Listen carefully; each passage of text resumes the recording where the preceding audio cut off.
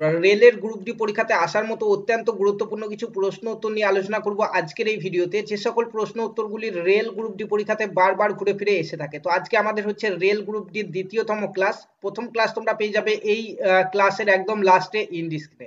চলো অত্যন্ত গুরুত্বপূর্ণ প্রশ্ন উত্তরগুলি নিয়ে আলোচনা করে নিই, যেগুলি আমাদের রেল গ্রুপ ডি 2025-এ আসার মতো।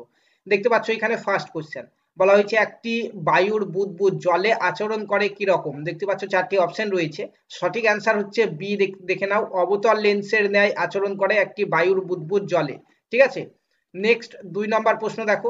2 নম্বর প্রশ্নতে বলা হয়েছে যে 1 কেজি তরল বাষ্পে পরিণত হলে শোষিত তাপকে বলা হয় কি। চারটি অপশন রয়েছে এখানে দেখো। সঠিক অ্যান্সার হচ্ছে বাষ্পীয় ভবনের লীন তাপ বলা হয়। 1 কেজি তরল বাষ্পে পরিণত হলে শোষিত তাপকে বলা হয় বাষ্পীয় ভবনের লীন তাপ। অপশন এ হচ্ছে সঠিক অ্যান্সার। ঠিক আছে। নেক্সট দেখো 3 নম্বর প্রশ্ন দেখো।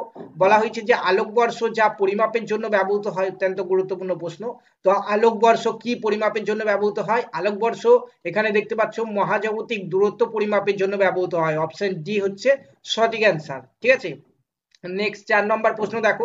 বলা হয়েছে যে সেলসিয়াস স্কেলে 300 কে এর মান কত। সেলসিয়াস স্কেলে 300 কে এর মান কত। সঠিক অ্যান্সার হচ্ছে 27 ডিগ্রি সেলসিয়াস। ঠিক আছে। 5 নম্বর প্রশ্ন দেখো। 5 নম্বর প্রশ্নতে বলা হয়েছে যে জল জমে বরফ হলে কি হয়। এখানে চারটি অপশন রয়েছে দেখো। তো জল জমে বরফ হলে তাপ নির্গত হয়। অপশন বি হচ্ছে সঠিক অ্যান্সার।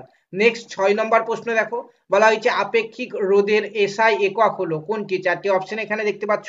তো আপেক্ষিক রোধের এসআই একক হচ্ছে ohm metre. Ohm metre. Option C হচ্ছে সঠিক অ্যান্সার।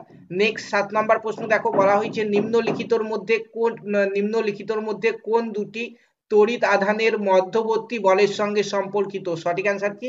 সঠিক অ্যান্সার হচ্ছে সি। দেখে নাও, কুলম্বের সূত্রটি। কুলম্বের সূত্র।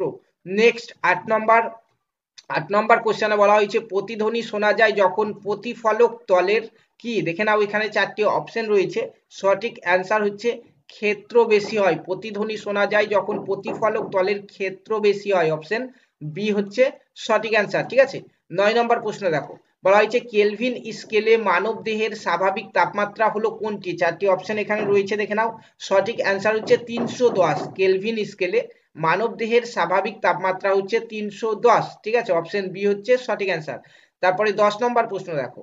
বলা হয়েছে শব্দের বেগ কিসের উপর নির্ভর করে না। এখানে চারটি জিনিস রয়েছে, এর মধ্যে তিনটির উপর শব্দের বেগ নির্ভর করে, একটির উপর নির্ভর করে না। কোনটি সঠিক অ্যান্সার? দেখে নাও, চাপ। চাপের উপর শব্দের বেগ নির্ভর করে না। অপশন সি হচ্ছে রাইট অ্যান্সার।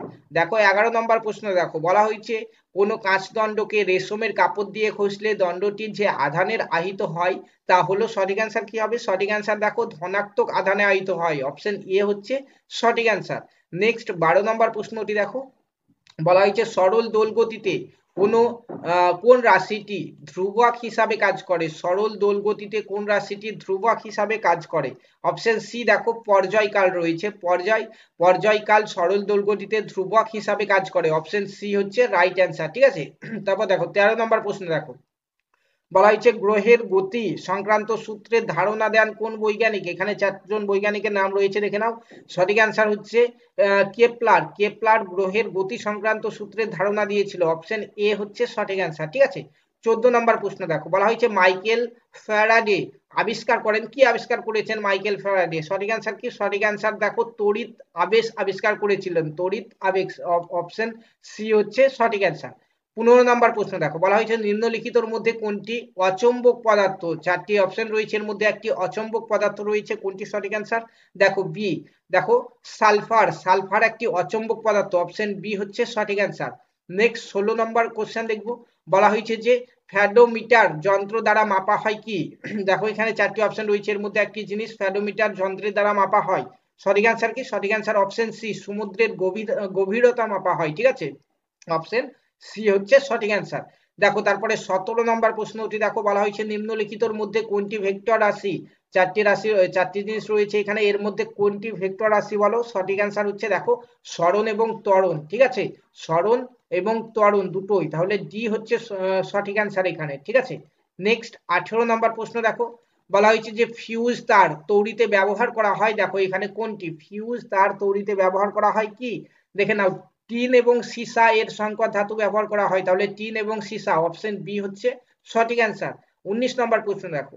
বলা হয়েছে যে নিম্নলিখিতর মধ্যে কোনটি উত্তম তড়িৎ পরিবাহী, নিম্নলিখিতর মধ্যে কোনটি উত্তম তড়িৎ পরিবাহী। সঠিক অ্যান্সার কি? সঠিক অ্যান্সার হচ্ছে ডি, রূপো হচ্ছে উত্তম তড়িৎ পরিবাহী। ঠিক আছে, তাহলে অপশন ডি হচ্ছে সঠিক অ্যান্সার।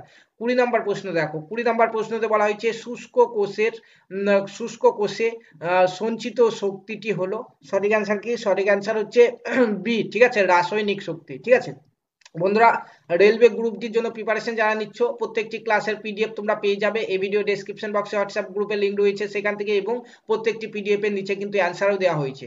যারা প্রথম ক্লাসটি দেখোনি, প্রথম ক্লাসটি এখন তোমরা দেখতেই পাচ্ছ তোমাদের সামনে, তো ওই ভিডিওতে ক্লিক করে তোমরা ফার্স্ট ক্লাসটি দেখে নাও।